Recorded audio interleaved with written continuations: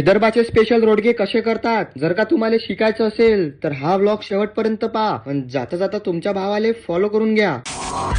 काकडा आरतीची समाप्ती आमची मुरकुजी महाराज संस्थानवर होती. मग काय रोडगे म्हटल्यावर सगळ्यात पहिले गौऱ्या फोडा लागतात. गौऱ्या फोडल्या वांग्याची भाजी म्हटल्यावर वांग्याचे चिराच लागतात ना हो. त्या चिल्लर पार्टी सोबत बसून चेतन दादानं सगळे वांगे चिरले आणि तेवढ्यातच हे दोघं तेल लावून राहिले ते झाले. मग अंकित दादा आणि सुहास दादानं कणिक चुरली आणि थोड्या वेळातच राहुल दादानं भात लावून दिला आणि भातही झाला तयार. आणि तरी याची कणिक चालूच होती चूर्ण, कारण की पहिले पापड्या करायला लागतात आणि पापड्याला एकावर एक लावून त्याच्या गोळ्या बनवा लागते. त्यालाच तर रोडगे म्हणतात. हे विदर्भाचे स्पेशल रोडगे करणं सोपी नाही भाऊ. असे रोडगे होतात आणि नेले मग आराक डबा लागते. थोड्या वेळातच आपलं वरणही शिजलं आणि मसाले आले होते भाजी करण्यासाठी. मग काय यानं सगळे मसाले टाकले आणि चालू केला चमचा फिरून वैभव दादानं. थोड्या वेळातच आपली भाजी तयार झाली आणि एकदम रस्सा आला होता. आणि भाजी तर एवढी तिखट झाली अशी की सोडून द्या ना हो. नंतर थोड्या वेळातच पंगत बसली आणि रोडगे म्हटल्यावर विषय आहे का हो, एवढी गर्दी झाली होती की सोडून द्या ना. तर थोड्या वेळातच मी जेवण केलं. त्याला म्हटलं लवकर उठा रे बा झोपीतून, आपल्याला घरी जा लागते. चला तर मग असे झाले होते रोडगे. जर का तुम्हाला व्लॉग आवडत असतील तर विदर्भाच्या बाहेर हा व्लॉग गेलाच पाहिजे, कारण की बाहेरच्या लोकांना समजलं पाहिजे की विदर्भाचे रोडगे कसे बनतात.